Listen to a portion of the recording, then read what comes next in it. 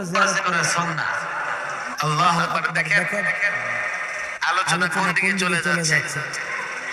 কোন ব্যক্তি যদি কবরে গিয়ে সালাম দেয়, মাইয়িত কবর থেকে আওয়াজ শুনে কিনা,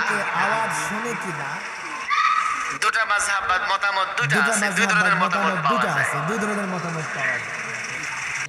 ভালো করে শুনবেন। যারা বলে যে না কবর থেকে মাইয়িত কি করে, এই লোকেরা সালাম দিলে শুনে, তাহলে দেখেন কবর জিয়ারত করা মানে নিজের আত্মীয়-স্বজনের সঙ্গে সাক্ষাৎ করে। শুনুক আর না শুনুক, কবরের পাশে সালাম দেওয়া দ্বারা সুন্নাহ। এখন আপনি কিভাবে সালাম দেবেন, কিভাবে কবর জিয়ারত করবেন?